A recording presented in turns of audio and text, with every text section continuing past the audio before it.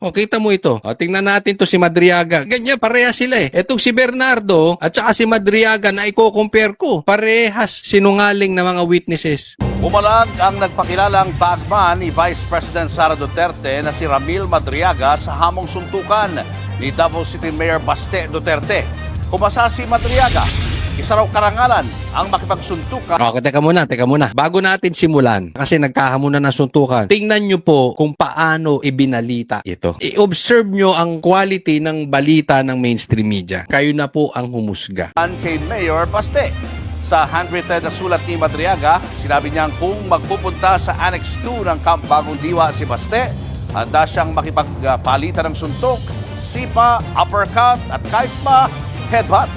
Ito ang sa akin, okay? Bakit ba nagkahamunan ng suntukan? Bakit ba ito hinahamon ni Baste? Kasi fake news to. Kasi sinabi niya na sinabi daw ni PRRD na bakla si Baste. Doon pa lang fake news na eh. Alam mo, ako nabiktima rin ako niya ng ganyan. May nagbalita sa akin na isang bakla ay bakla daw din ako. Pero yung mga totoo kong kaibigan at lalo na yung mga malalapit kong kaibigan at kapamilya ko, alam, hindi ko bakla. At ito rin, sinasabi si Baste bakla. Sisiguraduhin ko po sa inyo, hindi bakla si Baste. Ako na po nagsasabi. Kaya fake news to. Sinabi daw ni PRRD bakla si Baste. Natural, hahamunin mo suntukan. Diba? Yun nga lang, walang kwenta tong kalaban. Kasi si Baste, maraming mawawala sa kanya. Ito, sino ba to? Patapon buhay nito. Tandaan natin, kidnapper to. Ang kaya lang nito mga bata. Hindi naman lalaban ng patas yan eh. Natural, pag mangingidnap ka, marami kayo. Sinong kikidnapin nyo? Di bata. Siyempre, may mga armas kayo. Yan ang alam nito. Pero pag patas na laban, kaya ba nito? Kung suntukan wala itong binatbat. Diba? Ngayon, lalabanan daw niya si Baste. Unang naghamon ng suntukan si Mayor Baste nang banggitin siya ni Madriaga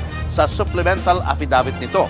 Nakasaad kasi doon na tinawag umanong baliw at bading ni dating Pangulong Rodrigo Duterte ang mga anak nitong sila Congressman Pulong at Mayor Baste. Kaya buwelta ni Baste, suntukan na lang ng walang restrictions. Kahit isama pa raw nito si dating PNP Chief General Nicolas Torre III at ang isang anyay Bangag. Oh, ayan. Isama mo ni si Torre tsaka si Bangag. Suntukan tayo. Pumayag naman si Kaya lang, may kondisyon, etong si Madriaga, kung lalaban siya ng suntukan. Kung matatandaan, dati na rin naghamon ng suntukan si Mayor Baste kay Torre. Umasa si Torre at ni-livestream pa nga ang kanyang paghihintay sa boxing ring. Pero ni Anino ni Baste, hindi nakita. Ang galing ng balita, di ba?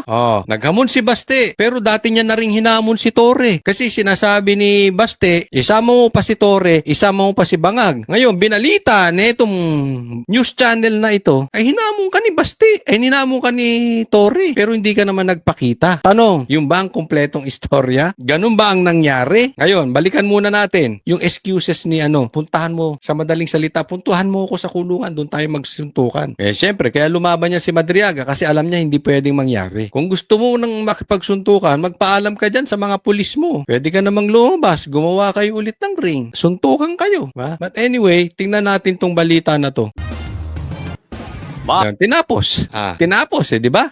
Bakit ko po nasasabi? Kasi hindi po yan ang buong istorya. Nung naghamon si Torre, alam niya wala sa bansa si Baste. Naalala nyo? Nung nakabalik si Baste, sabi niya, sige, tuloy na natin ang suntukan. Ayaw na ni Torre. Madali kasi maghamon eh. Halimbawa, alam ko umalis ng bansa si Torre. Hamunin ko ng suntukan. Ngayon, pupunta ako ngayon. Alam mong hindi makakabalik. Imposibleng makabalik. Bakit babalik? Pero nung nakabalik, ayaw mo na. Di ba? Yung ganung excuses ni Torre, kabaklaan po yun. Diretsuhin na po natin. Yun ang kabaklaan. Yun ang dapat na tinatawag na supot ni John B. Naghamon ka suntukan nung wala sa kaka. Naghamon. Nung bumalik, ayaw mo na. Yun ang nangyayari. Anyway, tapos na yun. Medyo hindi ko lang nagustuhan yung pagbabalita. Bakit? Kasi totoo naman yung pagkakabalita, hindi naman fake news. Ang problema may kulang. Pag kulang yung balita mo, kahit pa anong tawagin mo dyan, para sa akin, in my opinion, fake news yun. Kasi hindi yun ang kumpletong istorya. Di ba? Naintindihan nyo na. Kayo na po ang humusga sa mga kalidad ng mga balita ngayon ng mainstream media.